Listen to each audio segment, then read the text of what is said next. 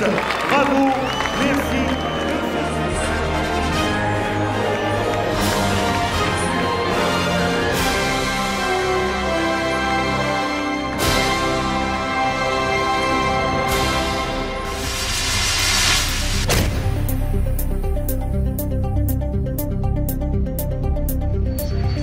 Un anniversaire, et quel anniversaire devant la Tour Eiffel. 100 ans de Tour de France, 100 ans de vie, d'exploits, de drame, avant un nouvel épisode marqué par un défi, la quête d'un 5e maillot jaune pour Lance Armstrong. Ce tour du centenaire parle anglais dès le prologue. Duel de spécialistes, d'abord Bradley McGee, l'Australien installé à Nice, champion du monde de poursuite, l'homme qui dit faire l'amour avec son home trainer pour mieux se préparer. Ensuite, David Millar, le Britannique, écossais né à Malte, élevé à Hong Kong, premier leader du Tour 2000 au Futuroscope et qui veut retrouver le goût du jaune. McGee affiche ses ambitions. Gagner le prologue serait le rêve des rêves. Le protégé de Marc Madiot fait mieux coulerie chez Zubeldia. Il établit le chrono de référence malgré une crevaison lente dans les 500 derniers mètres. Meilleur temps en attendant Millar, un Millar irrésistible. Jusque-là. Allez, ça passe à bloc là, ça passe à bloc. Allez. Allez encore. Allez. Irrésistible David Millar jusqu'à ce saut de chaîne aux effets dévastateurs. Au champ de vélo. Au champ de vélo.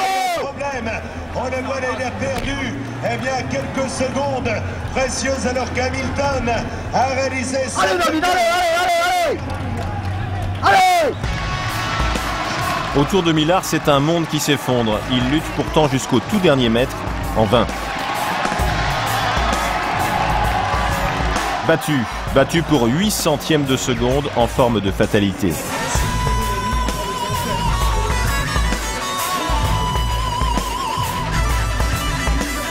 À Paris, le grand favori du Tour, Lance Armstrong, est 7e du prologue. C'est sa moins bonne place depuis 99.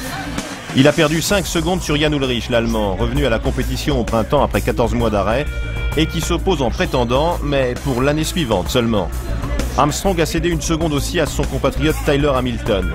Mais il est encore temps de compter ses rivaux. Le Kazakh Alexandre Vinokourov, par exemple, qui sort vainqueur du Tour de Suisse. Ou le Colombien Santiago Botero, une véritable énigme celui-là. L'Italien Gilberto Simoni, lauréat du Tour d'Italie et qui veut défier Armstrong dans l'école. Joseba Bellocchi, l'Espagnol. Quelques Français rêvent encore de se mêler à la lutte, comme Richard Virenque ou Christophe Moreau.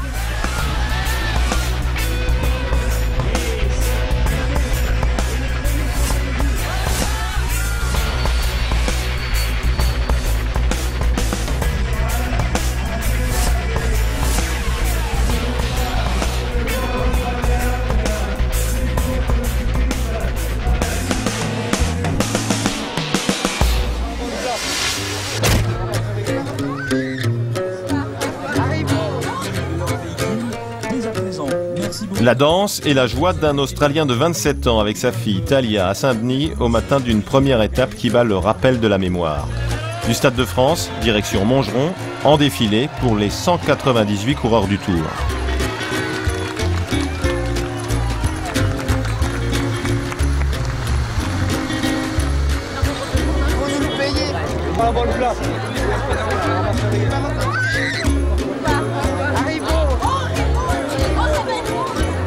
Montgeron et sa fameuse auberge du réveil matin. C'est là que 60 courageux ont lancé l'aventure 100 ans plus tôt, le 1er juillet 1903.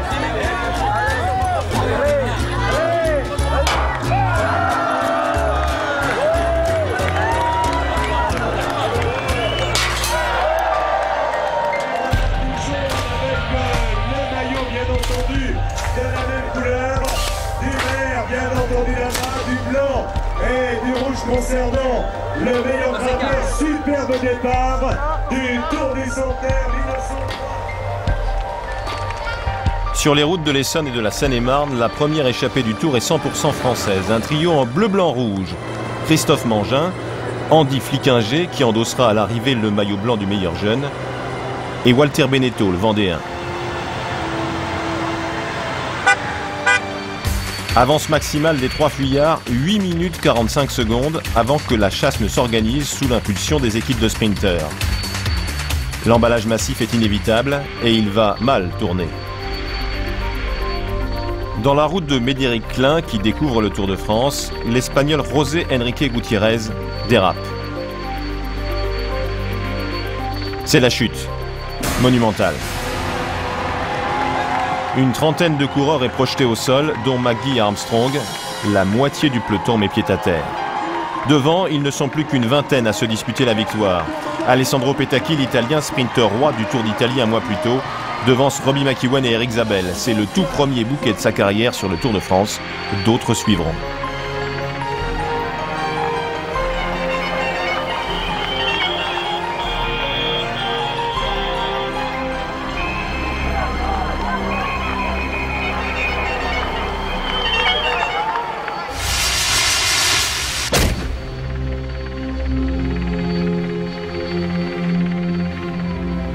Le lendemain, le Tour repart sans les Palmer, victime d'une fracture de la hanche, mais avec Hamilton, clavicule cassée et qui ne veut se résoudre à l'abandon. Jimmy Casper, touché au cervical, porte une minerve et son courage en bandoulière, comme l'Italien Fabio Baldato.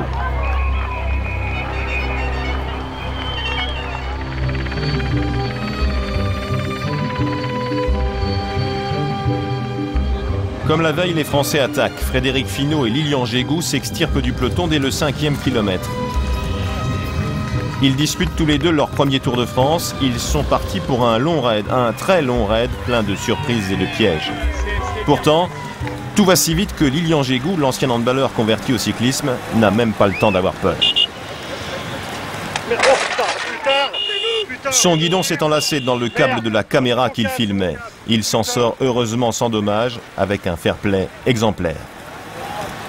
Ouais, je me rappelle pas, c'est vrai qu'ils font tellement bien leur boulot que bon bah ils peuvent, c'est pas dramatique. En plus il n'y a rien de grave, donc ça reste que un fait divers. À une quarantaine de kilomètres de l'arrivée, Frédéric Finot lâche Lilian Jégou. Il poursuit seul une aventure qui peut lui rapporter gros. Il est à ce moment-là leader virtuel du Tour de France.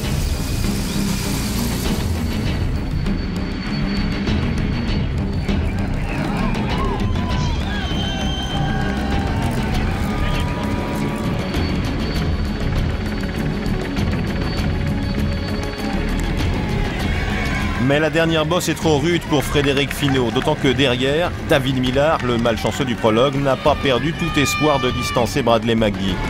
Son offensive condamne le Français, repris tout près du but, après une fugue de 197 km.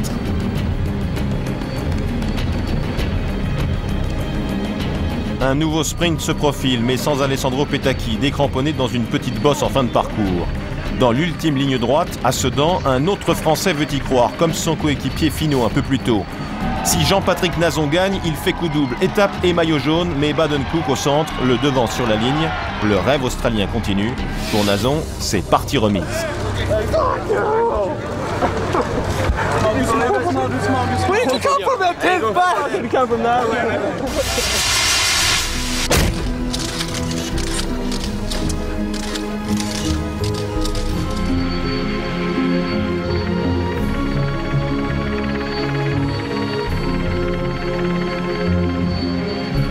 Trois sprints bonifications sont au programme de cette troisième étape et Jean-Patrick Nazon sait compter. Il empoche 4 secondes lors du premier point chaud et 6 lors du deuxième qu'il remporte ici, sur le fil, devant McEwen et O'Grady.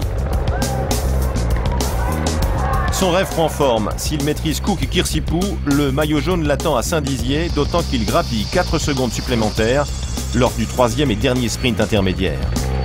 Les sprinteurs veulent une nouvelle fois s'expliquer entre eux. Dès lors, la tentative du jeune Anthony Gélin est vouée à l'échec.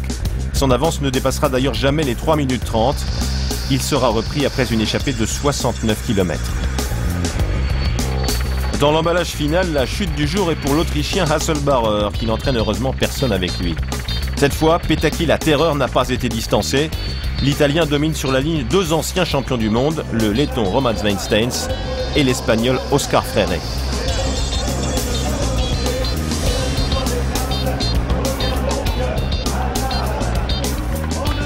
Grâce aux bonifications glanées en cours d'étape, Jean-Patrick Nazon est le nouveau leader du Tour, 2 ans après François Simon, le dernier Français en jaune.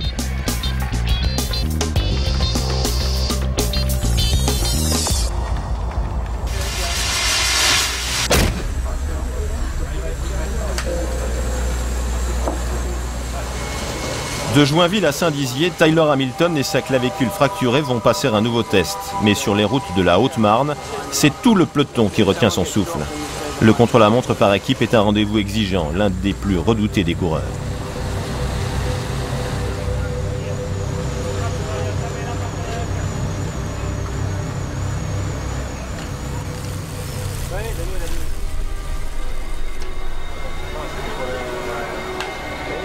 Visage tendu, figé, crispé, sauf celui du favori du Tour, Lance Armstrong, décontracté, confiant, comme s'il savait. Au départ du chrono, Jean-Patrick Nazon, lui, ne se fait aucune illusion. Le maillot jaune va changer d'épaule, mais cette journée est la sienne, alors il savoure.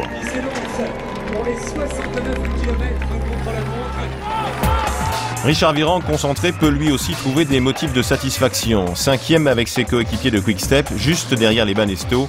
Il ne cède qu'1 minute 23 à la formation victorieuse.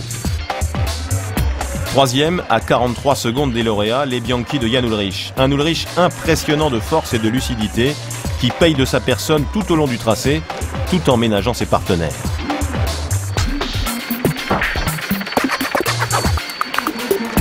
Deuxième, les Once de Joseba Bellocchi, des spécialistes gagnant en 2000 et en 2002, un peu déçus, ils étaient en tête aux 2 tiers du parcours, ils faiblissent dans la partie finale. Bellocchi s'imaginait déjà en jaune, c'est raté, car le train bleu a fini plus vite. Premier donc, Armstrong et ses coéquipiers, 30 secondes de mieux que les hommes de Bellocchi. L'US Postal est partie prudemment, elle a fini en trombe.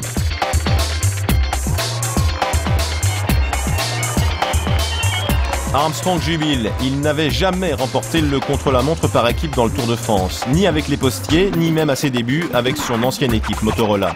La troupe américaine finit au complet et désigne son leader d'un jour, Victor Hugo Peña.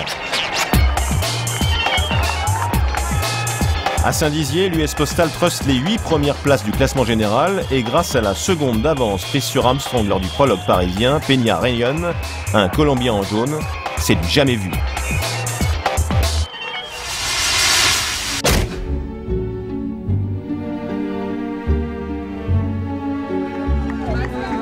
Un bonheur ne vient jamais seul. Victor Hugo Peña fête son anniversaire. Il a 29 ans et vit, dit-il, comme un oiseau avec ce cadeau jaune qu'il dédie à Lucho Herrera, son maître.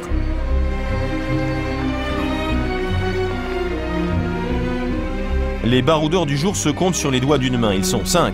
Jens Voigt, l'Allemand, Ludovic Turpin, Frédéric Finot encore, le Hongrois Bodrogi et Nicolas Jalabert.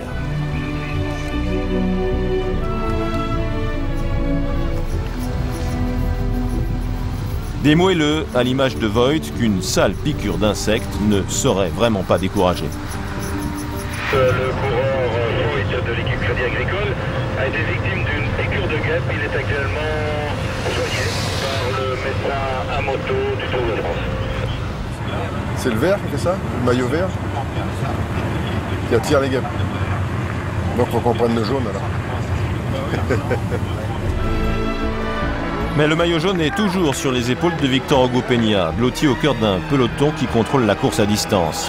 À l'actif des échappés, une fugue de 160 km, un peu plus encore pour Finot, le régional, qui insiste et dévoile décidément un beau tempérament.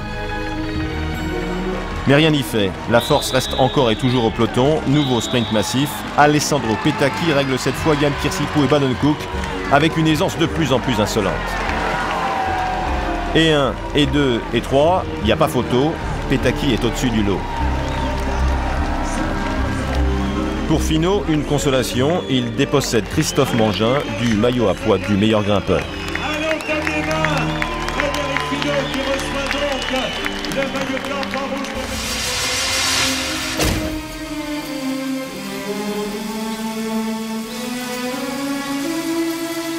Un soleil de feu accable les coureurs du Tour entre Nevers et Lyon pour l'une des plus longues étapes de l'édition 2003. Comment ça roule, dis donc? Une canicule qui ne les quittera pas pendant 10 jours.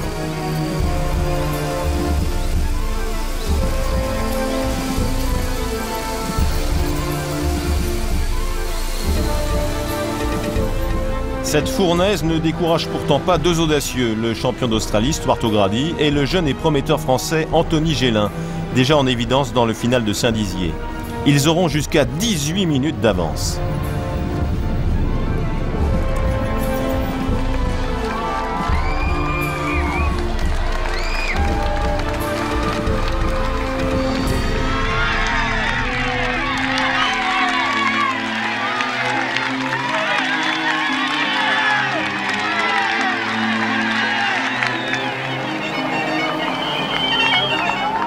L'écart fond bien sûr dans la seconde partie de l'étape, mais les échappés y croient. À 20 km de l'arrivée, ils ont encore 3 minutes d'avance. Le coup est jouable. Dans Lyon, 2 chutes jettent à terre quelques seigneurs du sprint. Robbie McEwen et le champion d'Allemagne Erik Zabel d'abord laissent leurs espoirs sur le bitume. Un peu plus loin, c'est au tour de Jan Kirsipou. Gélin et O'Grady sont toujours devant, mais l'interminable avenue Jean Jaurès les condamne. À moins de 500 mètres de la ligne, après 194 km d'échappée, le Français et l'Australien sont repris. Pour Petacchi, c'est du pain béni. Et dire qu'après son Giro, il ne voulait pas venir sur le Tour.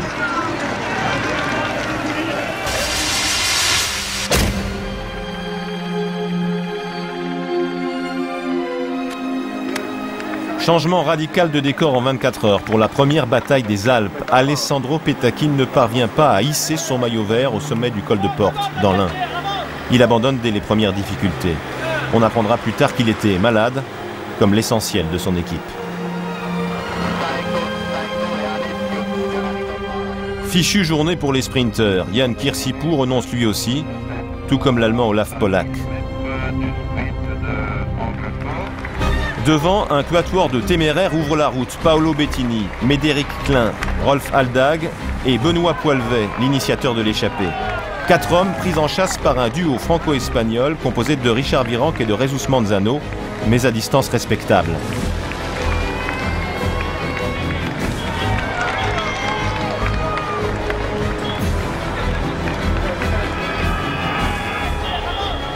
Manzano sera subitement incapable de poursuivre son effort, victime d'un coup de chaud. Un malaise qui plongera quelques instants la course dans la peur. L'Espagnol récupérera un peu plus tard, mais à l'hôpital.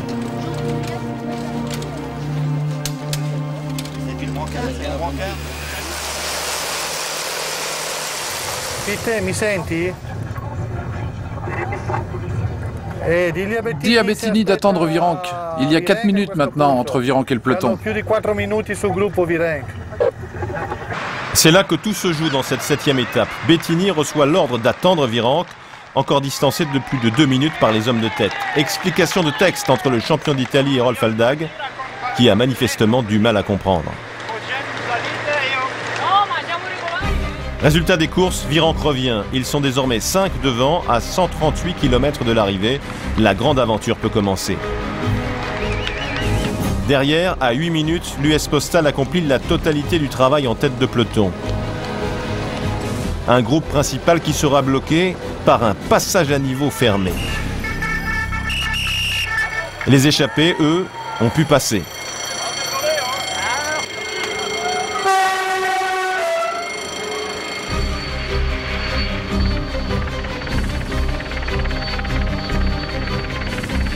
Dans le col de la Rama, Richard Virenque n'a bientôt plus qu'un seul adversaire, Rolf Aldag, l'Allemand, dont on ne pensait d'ailleurs pas qu'il puisse résister aussi bien aux Français.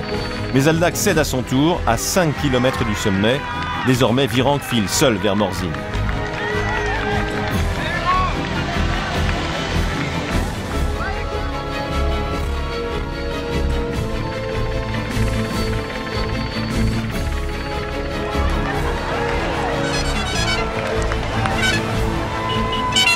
Au sommet de la Rama, à 22 km de l'arrivée, Virenque a 1 minute 35 d'avance sur Aldag. L'avant-garde du groupe Armstrong est pointé à 3 minutes 30.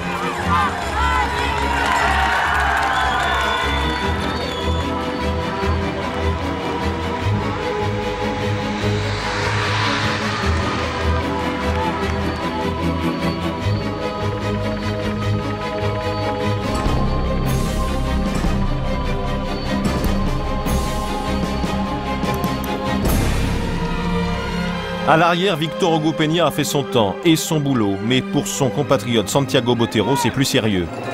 Le Colombien perd 10 minutes sur Virenque et 6 sur Armstrong, tout comme Gilberto Simoni, le grimpeur ailé du Tour d'Italie, distancé dès que la route s'élève.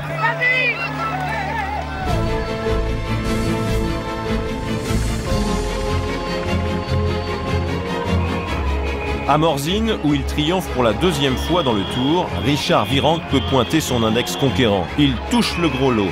Étape, maillot à pois, maillot jaune. Derrière lui, Rolf Aldag, l'Allemand, coéquipier de Vinokourov, préserve sa deuxième place après sa longue fugue. Quant à Sylvain Chavanel, il met à profit ses talents d'équilibriste et s'enfuit dans la descente des jets. Il prend la troisième place devant un autre espoir, l'Australien Michael Rogers, qui devance de quelques mètres le peloton des favoris. Sur le podium, 11 ans après, Richard Virenque retrouve le jaune qu'il avait porté 24 heures durant son premier Tour de France. On me dit que le maillot à pois me va bien, mais le jaune... Tu vois, j'en ai un peu les frissons même, rien que de le mettre.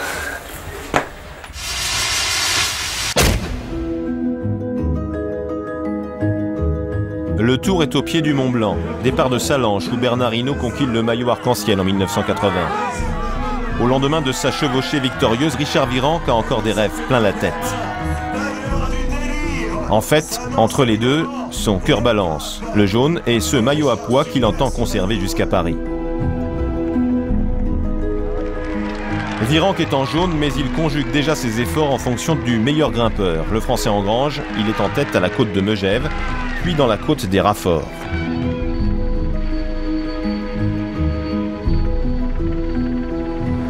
Dans la descente vers Ugine, le prometteur Nicolas Portal sort du peloton.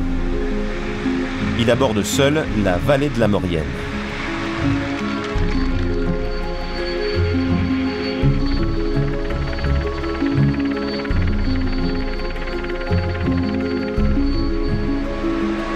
Nicolas Portal est rejoint par 3 coureurs partis en contre-attaque. Axel Merckx, Pierrick Fédrigo et Franck Renier. Leur échappée ne durera pas. Fédrigo résistera jusqu'aux premières pentes du Galibier, où l'US Postal de Lance Armstrong assure le tempo.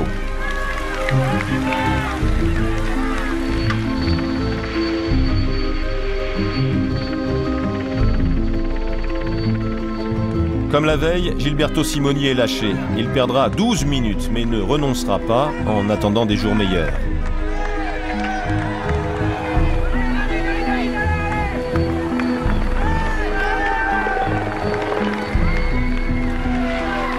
Les favoris ne bougent pas dans l'ascension du Galibier. Ils sont encore une trentaine groupés au sommet du col que Stefano Garzelli franchit en tête. À 2645 mètres d'altitude sur le toit du Tour, l'Italien devance l'Espagnol Mancebo, Christophe Moreau et Richard Virenque. En cette année de centenaire, Garzelli remporte le souvenir Henri Desgranges, hommage au créateur du Tour. Dans la descente, Mikel Astarloza, l'Espagnol, s'échappe, rejoint par le champion de France, Didier Rousse. Les deux hommes creusent vite l'écart, ils ont 2 minutes et 40 secondes d'avance à 25 km du but. Mais plus que 2 minutes 10 lorsque se profile la fameuse montée vers l'Alpe d'Huez et ses 21 lacets numérotés.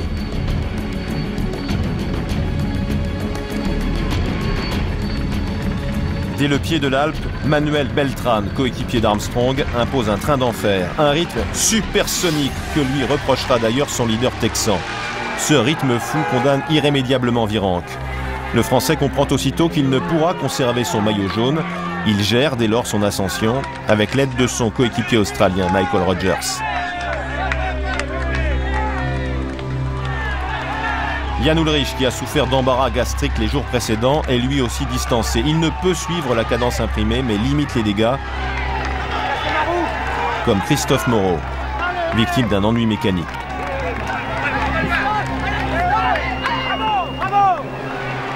À l'avant, Bellocchi attaque, lui dont on avait stigmatisé la prudence, voire le manque de panache les années précédentes, passe à l'offensive, comme il l'avait annoncé.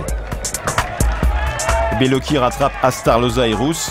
Il grappille une douzaine de secondes mais ne peut empêcher le retour d'Armstrong, qui le surveille tout particulièrement.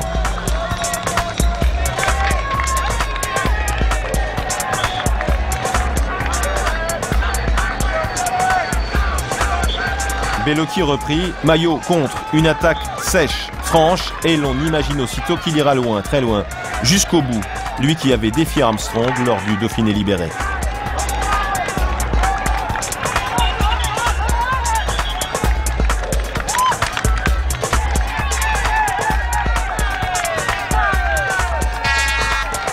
Dans cette seule montée de l'Alpe d'Huez, Lance Armstrong est plus souvent attaqué qu'en 4 ans de règne absolu sur le Tour de France. La tactique de ses adversaires confine au harcèlement. Hamilton lui aussi s'y met, et quand Armstrong revient, c'est encore Bellocchi qui contre.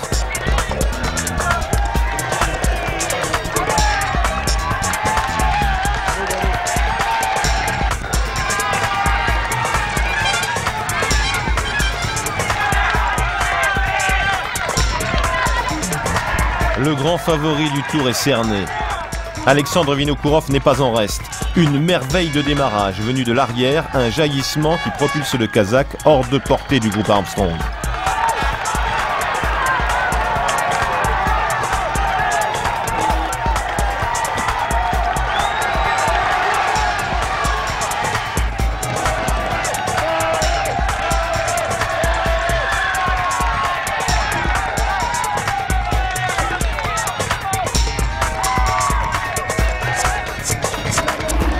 Au sommet, avenue du Rifnel, Iban Maillot exulte. Il remporte sa toute première victoire d'étape sur le Tour et creuse des écarts conséquents qu'on avait rarement vus sur la montée de l'Alpe.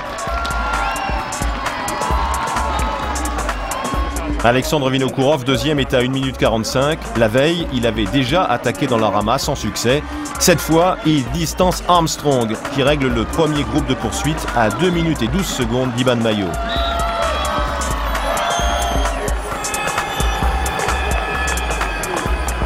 Richard Virenque ne se soucie plus désormais du classement général. Il pointe à l'arrivée au 35e rang, à plus de 9 minutes du vainqueur. À l'Alpe d'Huez, Armstrong se part de jaune, comme prévu, mais son sourire est un tantinet crispé, il le sait. Désormais, ses adversaires osent, ils n'ont plus peur de l'attaquer. Armstrong est sous pression, mais en tête, pour tous les autres, derrière, une même souffrance.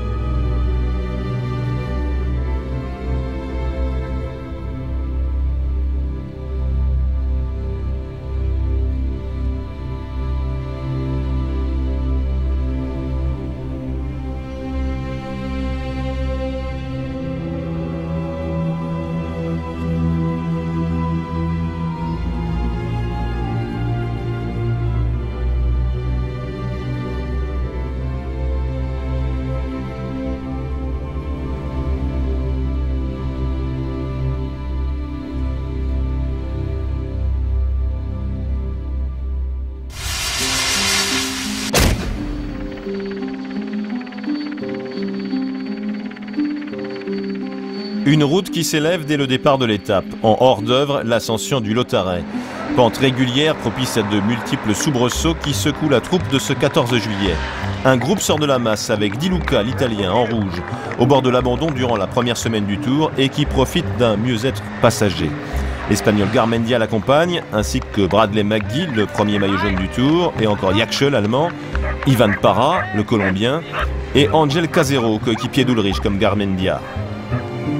Yakshe est le plus dangereux pour Armstrong, 10e du général à 3 minutes 19 du Texan. Au sommet du Lautaret, ils sont 10 devant, Di Luca en tête, avec aussi David Moncoutier.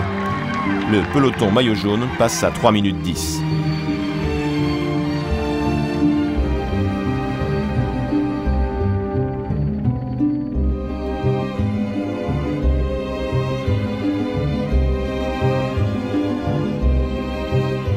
Un géant s'offre alors sous les roues des coureurs, le mythique Izoard et sa glorieuse casse déserte, que les plus grands ont naguère franchi détachés. Fausto Coppi, Louison Bobet, mais aussi Eddy Merckx et Bernard Thévenet ont ennobli ici leur maillot jaune.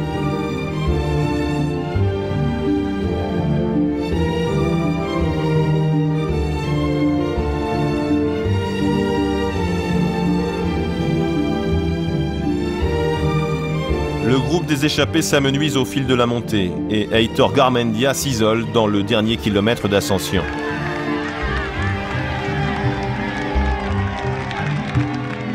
La course des ténors n'a pas débuté. Pour eux, l'Izoard est trop loin de l'arrivée, près de 100 km encore à parcourir après le sommet, où Garmendia passe seul en tête. Yakche et Parra suivent à 15 secondes de l'Espagnol. Le peloton des favoris, emmené par Virenque et Mancebo, pointe à 5 minutes 20.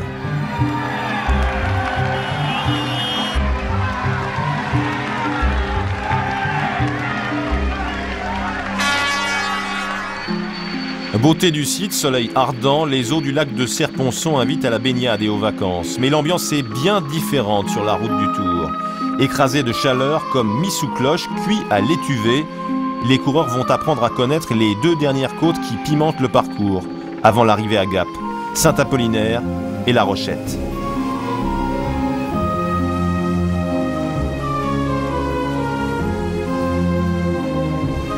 Saint-Apollinaire d'abord, où Yakche et Parra sont les ultimes rescapés de l'échappée matinale.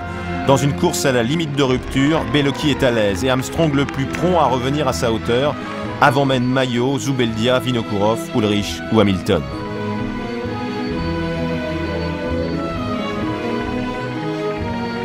Dans d'autres circonstances, la côte de La Rochette pourrait être avalée par un peloton massif. Mais placée en toute fin d'une étape caniculaire, elle va provoquer la décision, mieux ou pire, la sensation. À 1 kilomètre du sommet, Alexandre Vinokourov place une violente attaque. Le Kazakh creuse très vite l'écart et revient sur Yakche et Parra, qu'il déborde presque aussitôt.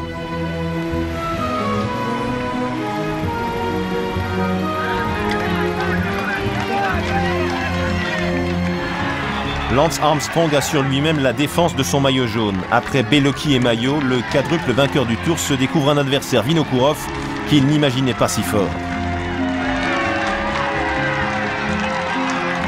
Armstrong s'emploie pour limiter la casse. Et la casse, justement, arrive. Elle se produit dans la descente de la côte de La Rochette, sur une route au goudron fondu, à moins de 5 km de l'arrivée, alors qu'Armstrong et Bellocchi, adversaires acharnés mais alliés de circonstance, tentent de revenir sur Alexandre Vinokourov.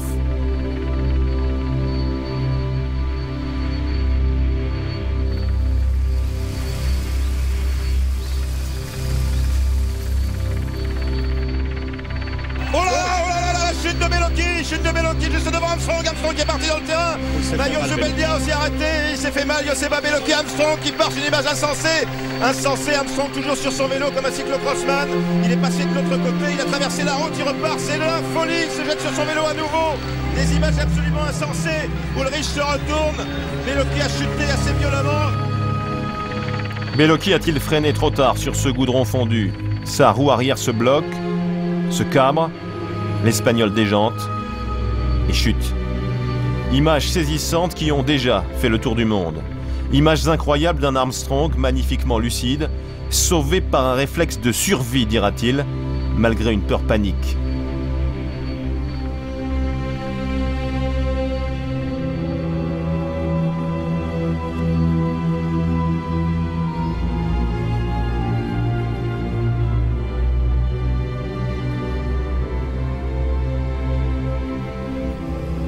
Joseba Bellocchi paye le prix fort. Triple fracture, tout à droite, fémur, coude, poignet.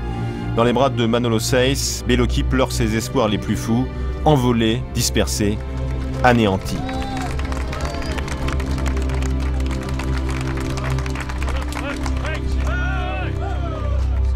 Pas encore informé de la chute de l'Espagnol, Vinokourov savoure son succès à Gap, qu'il dédie à ses jumeaux. Il remonte à la 2e place du général, à 21 secondes d'Armstrong, toujours en jaune.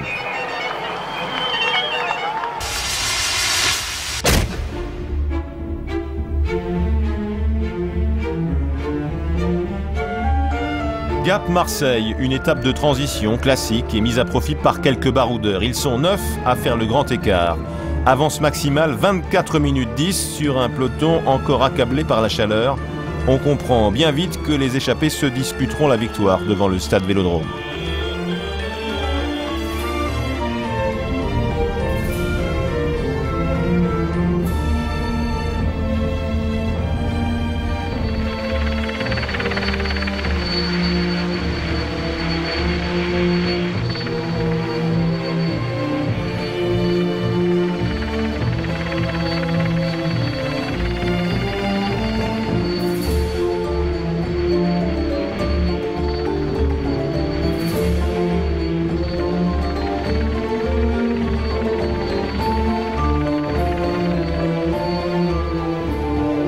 Dans Marseille, à 16 km de l'arrivée, pile l'espiègle danois attaque. Seul l'Italien Sacchi parvient à reprendre sa roue. Ils ne sont plus que 2 à rêver de victoire.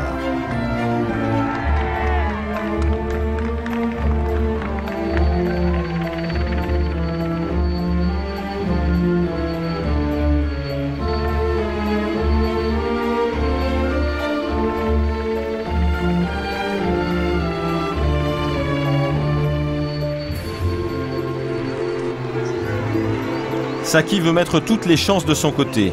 Boulevard Michelette, dans la ligne droite finale, les 2 hommes se souhaitent bonne chance avant de disputer le sprint. Sacchi démarre le premier, exactement comme le voulait Pile, coureur rusé formé à l'école de la piste et qui n'a aucun mal à déborder l'Italien dans les derniers mètres. Souvent placé sur les routes du Tour, jamais gagnant, Jakob Pile savoure sa victoire.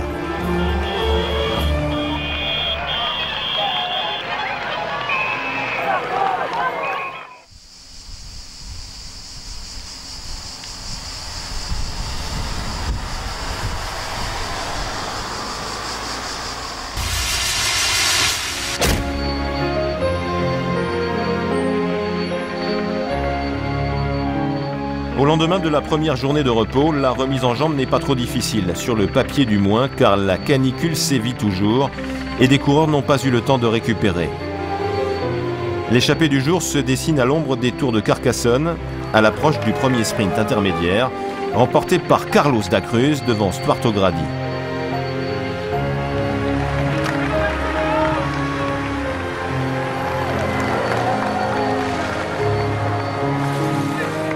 Devant, ils sont 8, dont 3 Espagnols, 2 Australiens, 1 Néerlandais et 2 Français, Carlos da Cruz et Nicolas Portal, le jeune Occitan.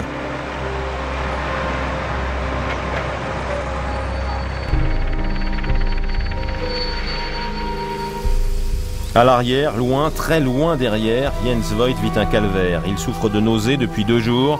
À bout, il n'avance plus et se résout à l'abandon, lui le grand baroudeur, qui en d'autres temps aurait fait son festin d'une telle étape.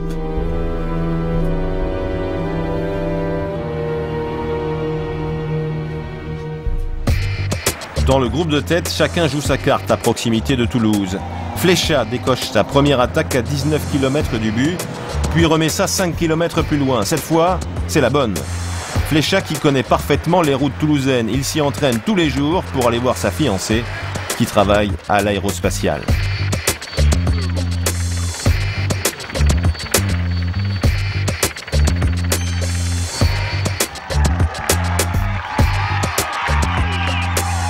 Pan dans le 1000 et une victoire d'étape sur le Tour pour cet Espagnol atypique qui rêve des classiques du Nord. Sur le podium, Armstrong a droit à une protection rapprochée avec Arnold Schwarzenegger, mais il pense déjà au chrono du lendemain.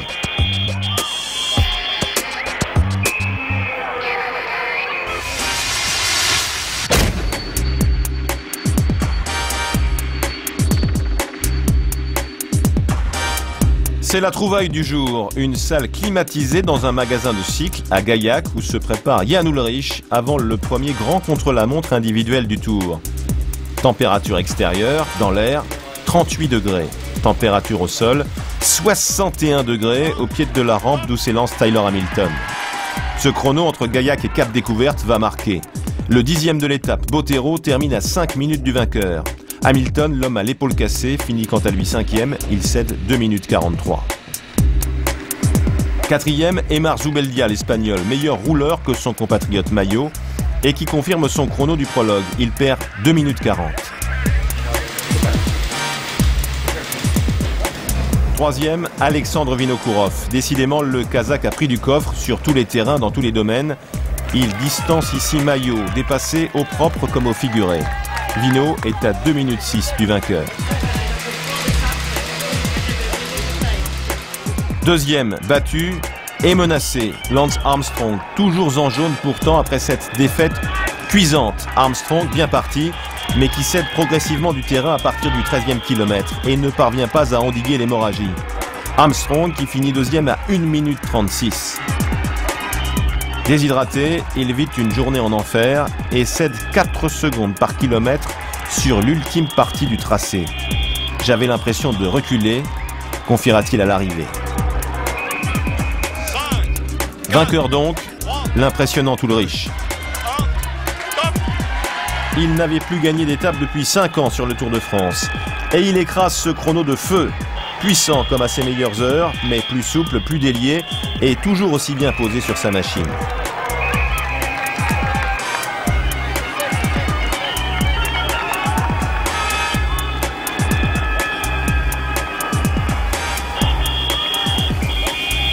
Ulrich remonte à la 2e place du général, à 34 secondes d'Armstrong, qui vacille, mais résiste. Le duel prend forme, Armstrong retrouve son meilleur challenger, et ça promet avant d'aborder les Pyrénées.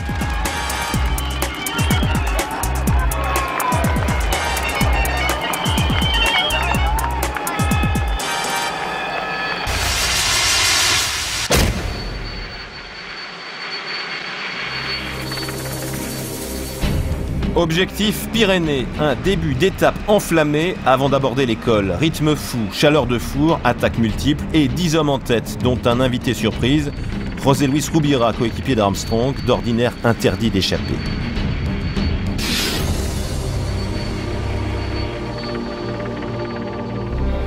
Ce jour-là, l'US Postal inaugure une nouvelle stratégie dans un décor sublime, propice au guet-apens. Dans ces parages, mieux vaut un éclaireur.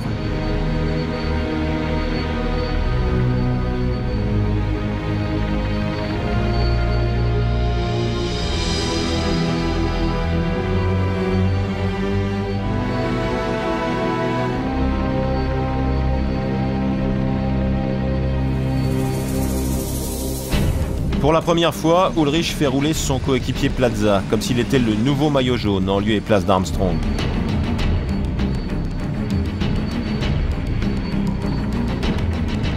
Les grimpeurs espagnols Sastre et Mercado visent la victoire d'étape. Ils partent en contre-attaque derrière les fuyards de la première heure. Au sommet du port de Paillères, une découverte du Tour du Centenaire à 2001 mètres d'altitude. Ils ne sont plus que 3 en tête. Mercado et Sastre qui ont repris et dépassé tous les échappés, sauf un, Rubira, qui les accompagne encore.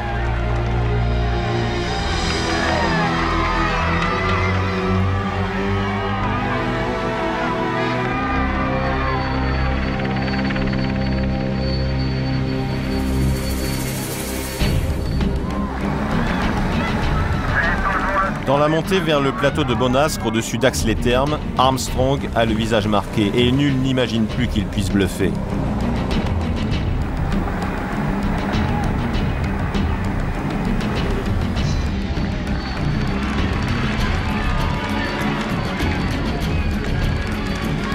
La course évolue à 2 niveaux, la quête du maillot jaune et celle pour la victoire d'étape devant où Sastre s'envole à 7 km du but, porté par son frère et ses cousins qui l'attendent dans les rampes finales.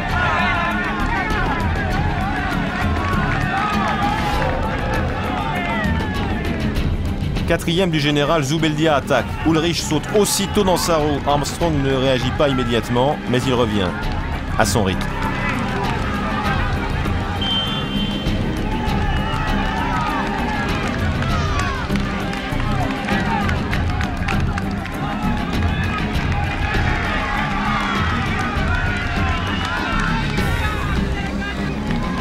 Un peu plus tard, et comme tous les jours en montagne, Vinokourov démarre.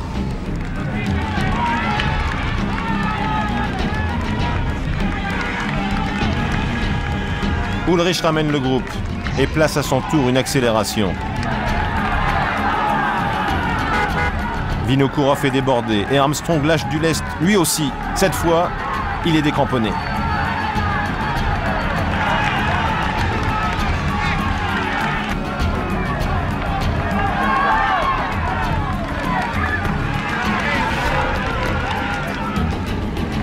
Sur la ligne d'Axe 3 Domaines, Carlos Sastre retombe en enfance et sort sa tétine. Clin d'œil à sa fille Claudia, 2 ans.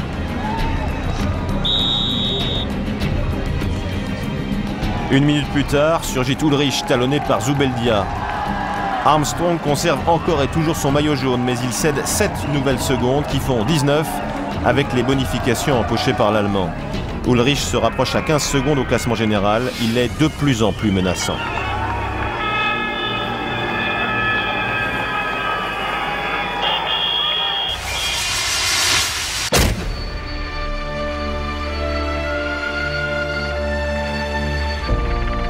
Six cols sont au programme de ce dimanche pyrénéen. La Trappe, Corps, Portée d'Aspect, Manté, Portillon, Perresourde.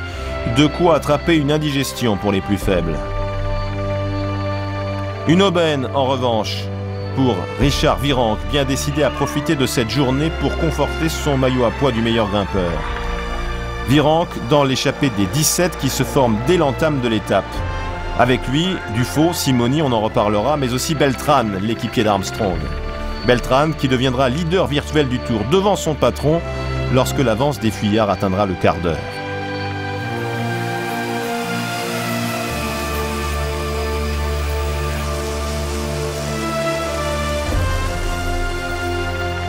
Ulrich fait donner sa garde, cette fois sans modération. Plus encore que la veille, il se comporte comme s'il détenait les clés du Tour.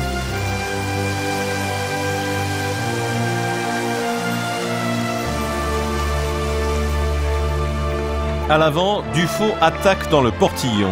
Walter Benetto s'accroche à son sillage avant de céder puis de faire l'élastique. Voici le trio maître du jour, un Suisse, Laurent Dufaux, un Français, Richard Virenque, et un Italien, Gilberto Simoni.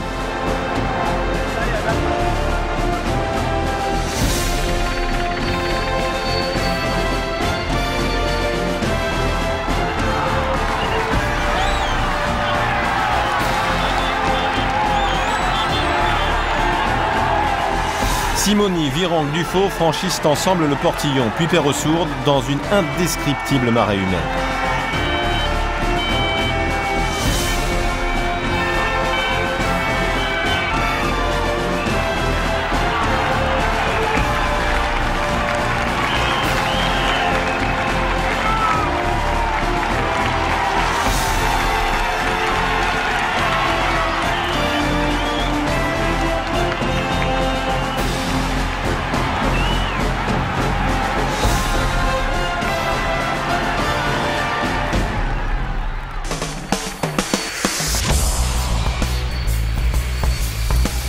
Un peu plus bas, nul n'a encore ouvert les hostilités.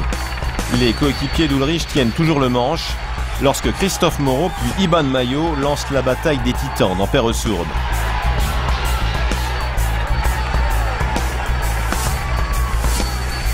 Vinokourov revient sur le coureur basque. Moreau est décramponné. Ni Armstrong ni Ulrich ne réagissent, mais très vite pourtant, le coureur allemand assume la poursuite.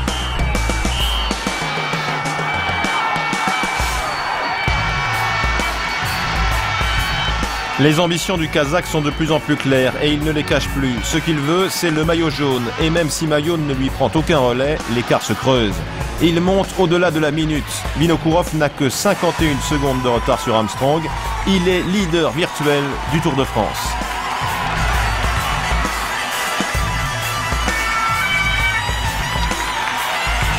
Au sommet de Perresourde, avant de basculer vers Loudanvielle, Vinokourov a perdu quelques secondes sur ses poursuivants, mais il y croit toujours. Le groupe Ulrich, avec Armstrong, flanqué de Zubeldia et de Basso, franchit le col 53 secondes après Vinokourov, qui peut toujours rêver du jaune. À l'avant, un intrus manque de troubler la sérénité du trio Dufaux, Virenque, Simoni. Andrea Perron, revenu du Diable Vauvert, se joint à la bataille pour la victoire d'étape.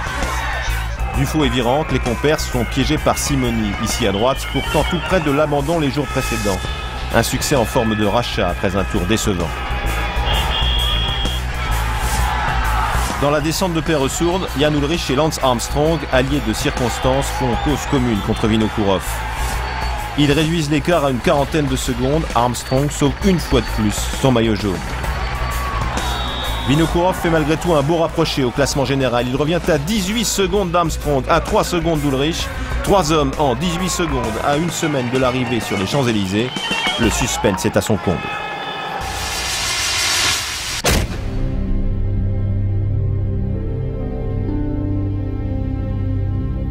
Ce matin-là, un voile de tristesse enveloppe le peloton du Tour. Laurie Haus, coéquipier de Laurent Brochard dans l'équipe de Vincent Lavenu, est mort chez lui, en Estonie, renversé par un chauffard, ivre, alors qu'il s'entraînait.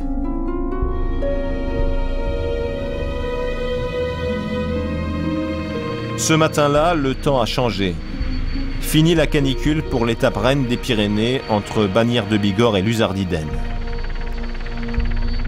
Ce matin-là, Santiago Botero, transparent sur ce Tour du centenaire, a enfin l'honneur des communiqués, échappé avec Sylvain Chavanel.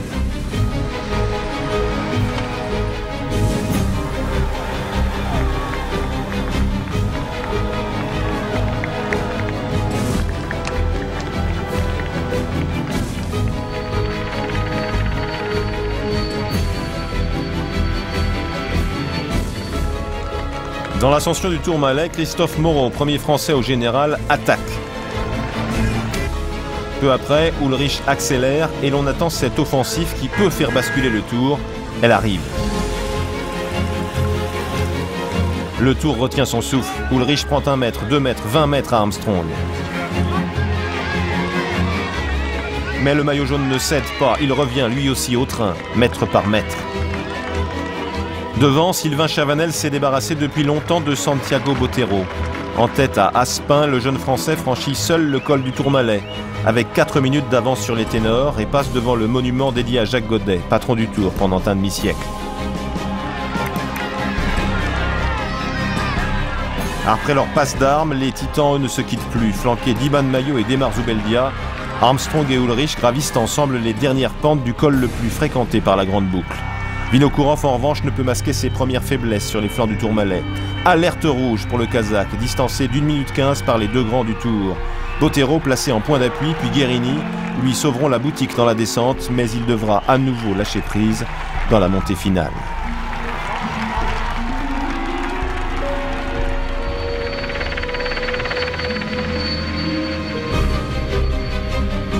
Iban Mayo l'avait annoncé après son succès à l'Alpe d'Huez. Il visait un bis à Luzardiden. Le Basque attaque. Armstrong jaillit, Ulrich y va, mais avec un temps de retard, comme si le rapport de force s'inversait.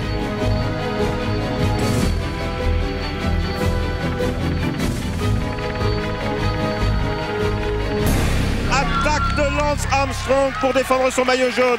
Maillot est revenu, Ulrich aussi, les autres... Oh, chute oh non, chute d'Armstrong avec Maillot.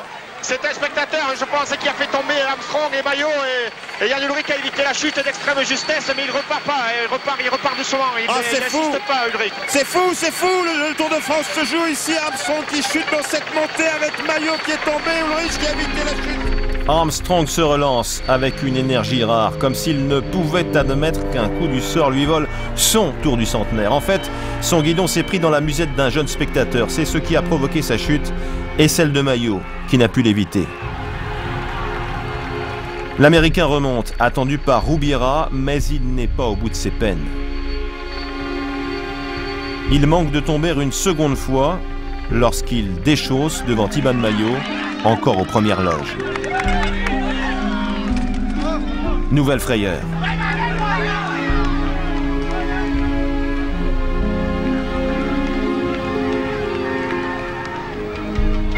Devant, Ulrich, Chevaleresque, Hamilton, Moreau, Basso et les autres baissent la cadence et attendent le retour d'Armstrong.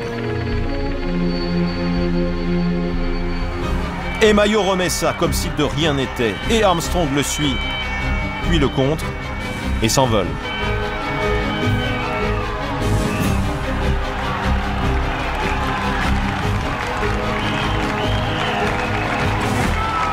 Armstrong ressuscité, rempli de courage et d'orgueil, qui retrouve son masque de victoire comme à ses plus beaux jours, après avoir surmonté ses doutes.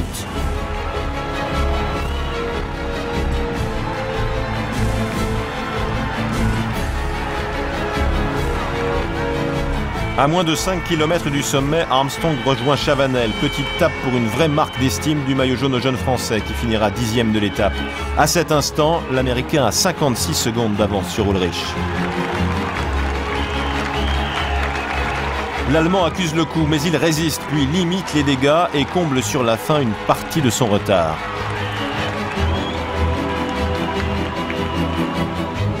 À l'arrivée, Armstrong gagne avec 40 secondes. Maillot jaune consolidé.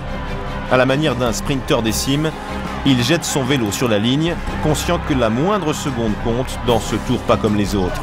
Avec les bonifications, il devance désormais Jan Ullrich d'1 minute et 7 secondes au général.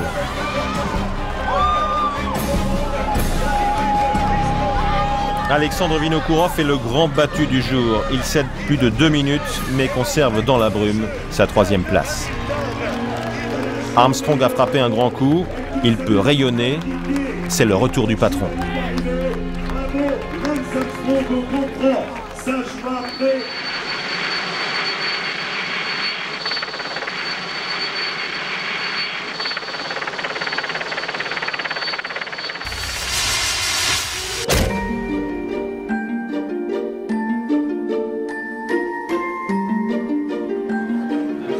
Tyler, it's the last days in the mountains. How do you feel for today? I'll tell you in a few hours. You're planning something special for the last day in the mountains? I'll tell you in a few hours. It's a secret. It's a secret.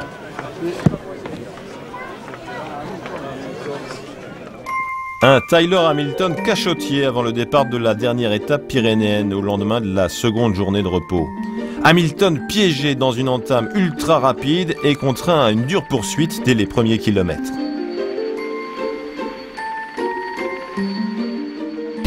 Un groupe de tête se forme avec plusieurs Français, dont Sylvain Chavanel encore et Sandy Cazard, Frédéric Finot, Samuel Dumoulin, Médéric Klein, Ludovic Turpin. Mais ils ne pourront résister bien longtemps. Dans le col du Soudet, Hamilton démarre. Il va remonter un à un tous les coureurs qui le précèdent. Hamilton, qui peut s'appuyer sur son coéquipier, le champion du Danemark Miki Sorensen, parti en éclaireur.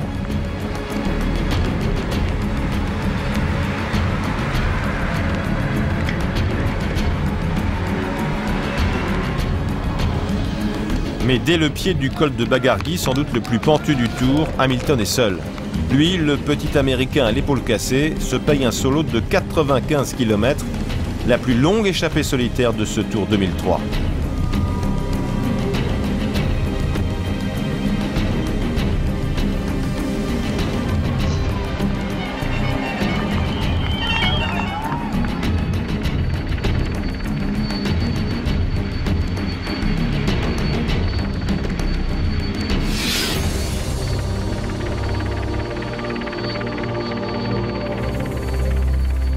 Le sommet du dernier col est à près de 80 km de l'arrivée à Bayonne. Cela n'incite pas Ulrich à l'offensive. Le combat des chefs se profile pour l'ultime contre-la-montre, à la veille de l'arrivée finale.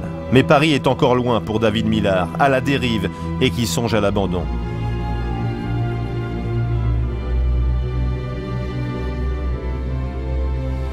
Étape de souffrance aussi pour Didier Rousse, la plus dure de toute ma carrière, soufflera le champion de France, soutenu tout au long de la journée par ses coéquipiers.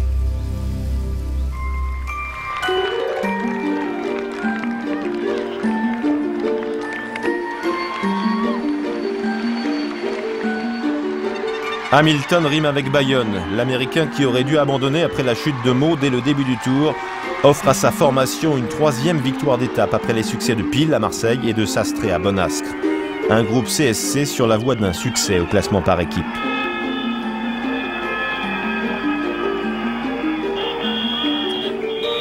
Dans la lutte pour le maillot vert, le champion d'Allemagne Erik Zabel profite de l'absence de Cook et de McEwen lâchés dans les cols pour marquer des points. Il est 2e. À Bayonne, Hamilton jubile. Et Armstrong aussi, heureux du triomphe de son ancien lieutenant.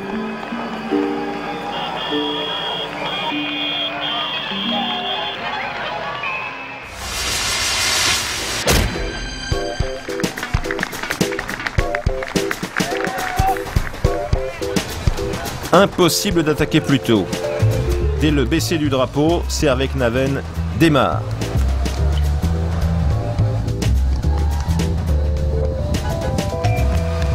Immédiatement, 10 coureurs se détachent. Parmi eux, 2 Français, Médéric Klein et Christophe Mangin. Dans l'échappée, Peter Luttenberger, l'Autrichien, est le mieux placé au classement général, mais il ne menace en rien les intérêts des ténors.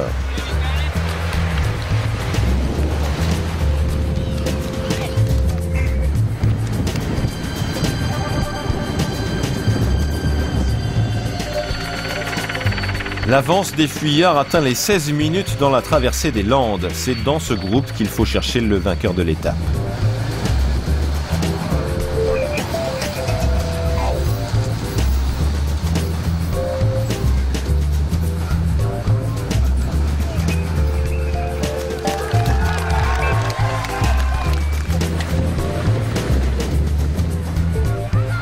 À 16 km de l'arrivée, Servais Knaven s'en va en finisseur. L'ancien champion des Pays-Bas, vainqueur d'un Paris-Roubaix d'anthologie en 2001, perpétue à Bordeaux la tradition des lauréats néerlandais. Un lauréat qui aura parcouru échappé de Dax jusqu'en Gironde la totalité des 181 km de l'étape.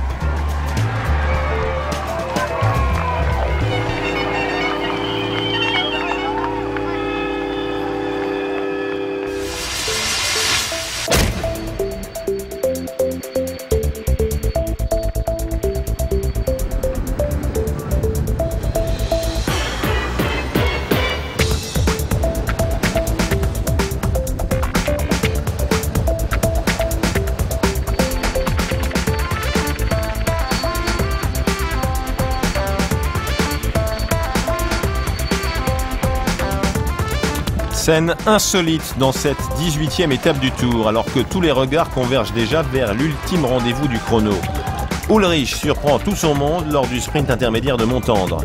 Derrière Robbie McEwen, candidat déclaré au maillot vert, l'Allemand grappille des secondes de bonification au nez et à la barbe d'Armstrong, contraint lui aussi de sprinter.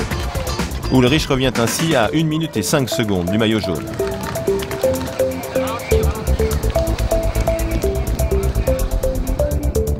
Les favoris calmés, 16 coureurs dont 3 Français se détachent. L'écart sur le peloton croît très vite et il culmine à 22 minutes. Les fuyards peuvent s'expliquer entre eux.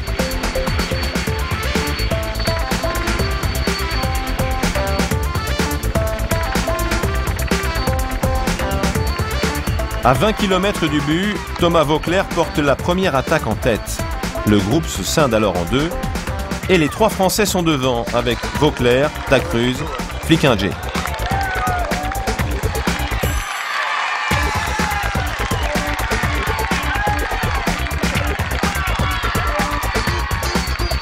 Les démarrages se succèdent. Cañada, l'Espagnol, prend l'avantage à 7 km du but.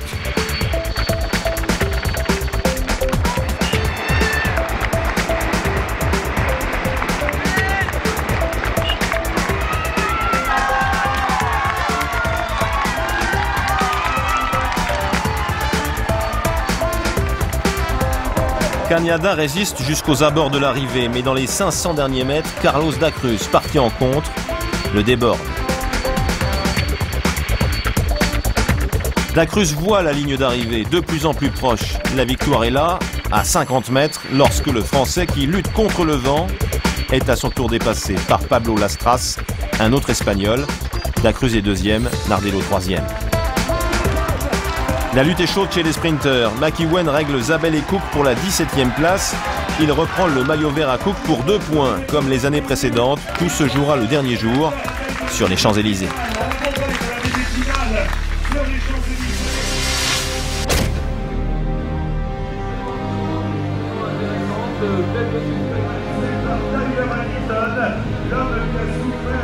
Il était donc écrit que ce Tour du Centenaire se jouerait sous la pluie entre Pornic et Nantes sur 49 km détrempés et glissants.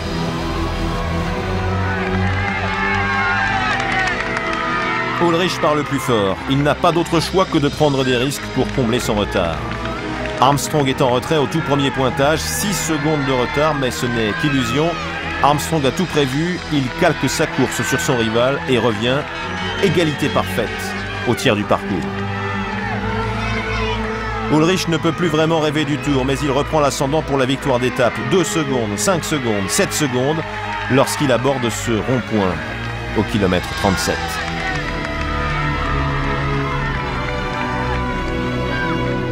Fini le duel ultime. Ulrich est à terre. Aurait-il chuté s'il avait reconnu le parcours comme le maillot jaune? Pour l'Allemand, cela n'aurait rien changé, mais allez donc savoir.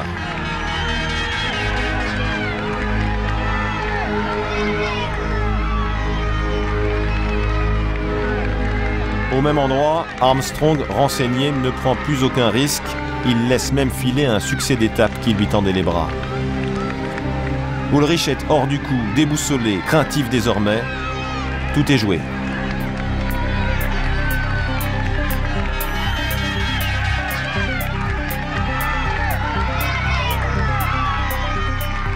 Armstrong est aux anges. Rarement une troisième place lui aura autant fait plaisir, car elle symbolise sa victoire finale, son 5e succès consécutif dans le Tour de France.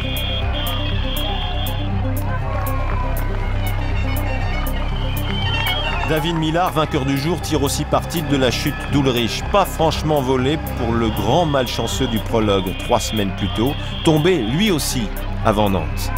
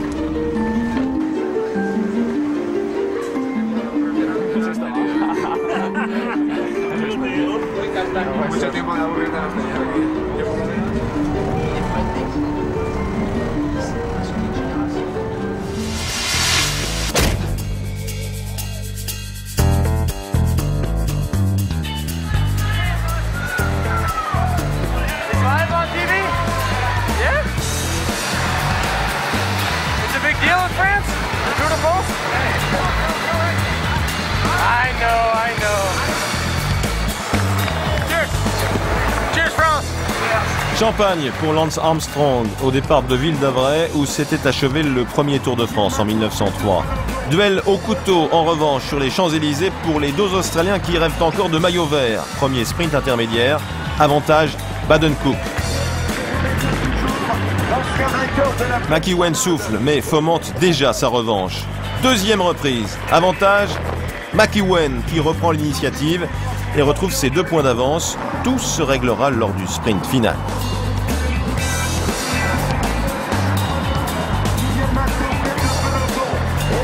Le sprint massif est inévitable malgré la ténacité de certains comme Laurent Brochard, trop seul face à la meute.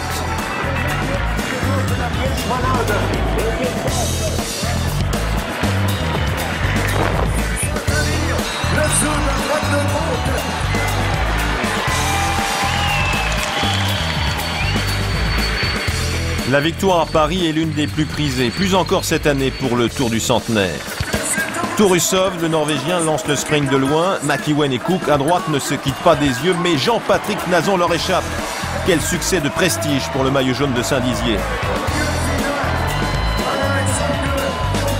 À l'épaule, à gauche, Baden-Cook, deuxième, conquiert le maillot vert et détrône McEwen à la dernière seconde. Jean-Patrick dans les bras de Damien Les Nazon, frère de sprint.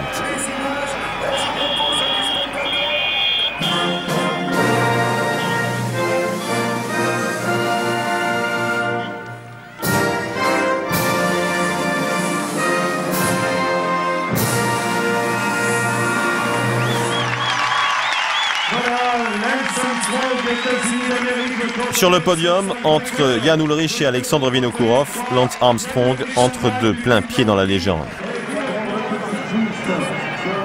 L'Américain fait désormais partie du fameux club des 5. 5 à 5 victoires, avec Jacques Anquetil, le grand absent, avec l'Espagnol Miguel Indurain, vainqueur de 91 à 95, avec l'autre Français, le Breton Bernard Hinault, avec encore le fameux cannibale Eddy Merckx, et avec lui-même Lance Armstrong. 5 à 5 victoires. Qui dit mieux?